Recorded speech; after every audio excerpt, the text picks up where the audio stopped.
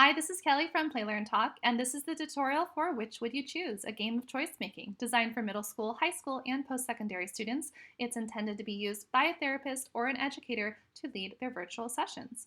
So in this tutorial, I'm going to try to go as quickly as possible to give you a review of the instructions and a review of the framework of each page so you can feel confident in using this with your students. I'm also going to share 7 or 8 different ways you can target a variety of speech and language goals, making this a game that you can truly use with a variety of students on your caseload.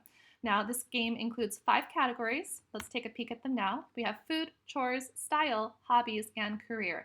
Each of these categories is going to have a total of 1,000 points. If your student selects a 100-point category, they're going to receive 1 question in order to gain those 100 points.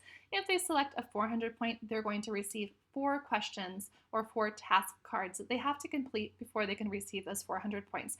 Now, in this game, we are not going to be competing against other students. You can easily use this one-on-one, but I recommend it for a small group. But we're not going to be competing against each other. We're going to be working as a team to collect all 5,000 points. So why do we want to collect all 5,000? Well, here we have a prize round. When we hit it right now, we cannot gain access to it. So we can't get into it until all 5,000 points have been completed. All right, so in true game fashion, your students are going to be working together to unlock that, prize round. So it's going to keep their engagement and keep that curiosity. All right, so let's go ahead and click on 100 for food. I'm going to show you 100 from each of them, and then I'm going to show you the different ways you can use this. All right, here is the structure of the page. We have which would you choose up at the top is our question prompt that is repeated on every single page. The Play Learn Talk logo on the left corner is going to take you to the previous menu, and then the arrow pointing to the right is going to take you forward in the game. Please just disregard the submit button. You do not need to use it. Because you're using this game as something to lead your session virtually, you're in control of it. You do not need to submit answers. All right, disregard it. All right, here we have choice number 1, choice number 2. These are draggable boxes. Be very intentional about what you do with these. If you drag it off the page, you will have to refresh your page to get it back. So just simply slide it over or slide it up, put it wherever you want, but make sure if you don't want it off the page to leave a little bit of it right here. All right. Now, when I'm doing this, I am going to have my students select which one they want to see first. And I encourage you to do this as well because it builds in natural language opportunities and more opportunities for them to practice choice making. All right. Now, it also lets you kind of reveal a little bit at a time each one, right, instead of having both of them available at once. Now, as I reveal a portion of it at a time, I'm going to use that as an opportunity for some students to work on inferencing or maybe describing as I reveal it. Okay, so once it's revealed, I'm going to use this whiteboard tool down at the bottom to label it or describe it and provide a visual model for my students before I have them answer which one they would choose. So when I'm working on this goal of students, I often find that when they have 2 choices, they'll say that they like something more because it tastes good, so something very subjective, but they have a hard time actually providing the features. So when we provide this visual, it's going to be a really good support for them in answering that question effectively. Now, I'll point out I have intentionally not labeled the food items, but I have left space for you to use an annotation tool should you choose with like a white font, okay? And you can label it however you like, all right? Or you can use the whiteboard tool down at the bottom. So here I'm gonna say that we have pizza. Okay, I'm gonna cover this back up. So we have pizza, I'm gonna say that it's salty, and then I'm also gonna say that it has pepperoni. Then I'm gonna uncover the second choice, and directly below, I'm gonna put ice cream, sweet, and strawberry. So this makes it very easy for my students to see or to compare and contrast these items, all right? So if my student says that they prefer pizza, we're gonna drag over a thumbs up to pizza. And if I ask them why and they say, well, it tastes better, then I'm going to say, well, do you like salty foods more than sweet foods? And if they say yes, then I'm gonna help them construct a sentence that actually explains that in a very clear way. So I prefer pizza over ice cream because I like salty foods, or I don't really have a sweet tooth. And I can type that in and they can say it. Then I can delete it and they can say it independently. All right, so let's move on. All right, so we get to this page. Amazing work, you earned 100 points. That's going to take us back to this page. We see that this has been circled now, indicating we have completed this task. All right, let's move on to chores. So here's our chores page. And we have style. Style is going to include accessories and clothing, as well as hairstyles. We have hobbies. We have hobbies of people doing things by themselves and with other people. And for career, we have a variety of careers as well. All right, let's move on to how we can actually work on different goals. So let's look at our first way. Here we have which would you choose. We just saw this page. We could just label the vocabulary using this whiteboard tool at the bottom, okay? Or we can generate simple sentences. So maybe you're working with a student who has an AAC device and you want to work on creating a 3 to 4 word sentence or a 4-word sentence. I like pizza, right? I like the pizza.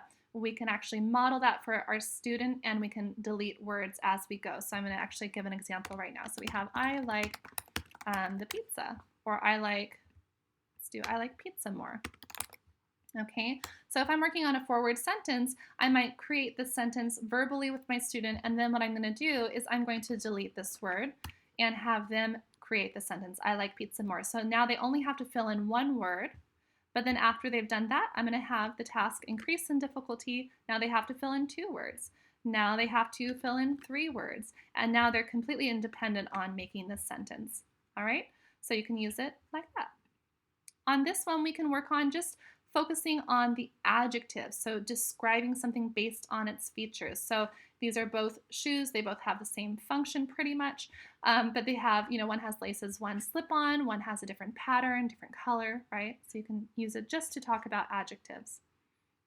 Here you can kind of touch on those WH details or WH questions.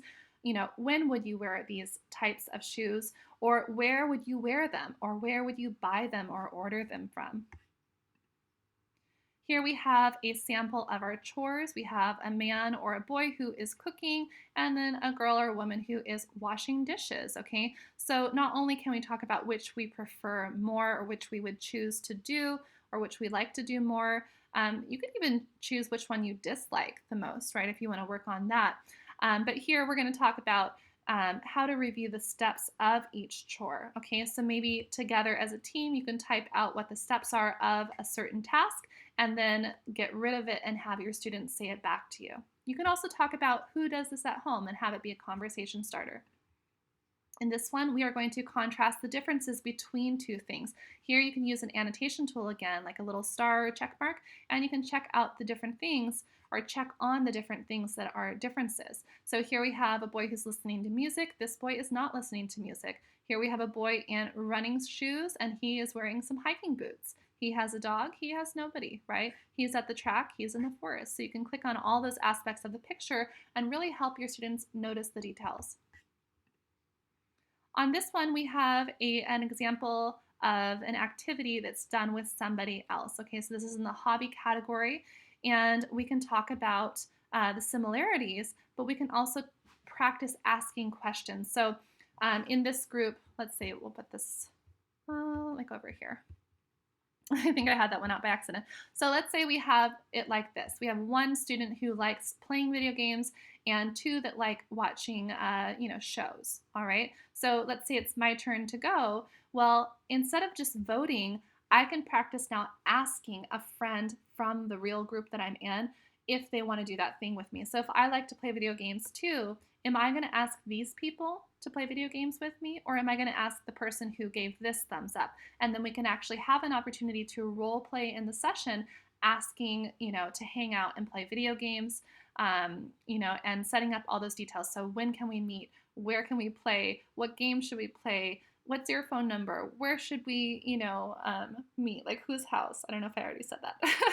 So you can use it in that way. So it's touching on perspective taking a little bit as well. So if you ask these students to play video games right after they said that they prefer this, how might they be thinking, do they feel like you're paying attention to their answers? All right, here we're on our last one. So you can easily use this resource to target articulation for some of those later sounds. So we have the CH, the R, the L, and the S. You can easily target, I think, TH in there as well. But we have our carrier phrase, which would you choose, which allows us to target that final Z and then CH in the initial and the final position. But you could use this whiteboard area down at the bottom as a way to use a different carrier phrase. So instead of which would you choose, you might do which do you prefer or would you rather. Or you could do which do you like best, or which would you select, right? So those are just some options. So I hope you've enjoyed this tutorial, that you found it helpful. If you have any questions, you can reach out to me on Play Learn Talk over at Boom Learning, which is where you will find this game.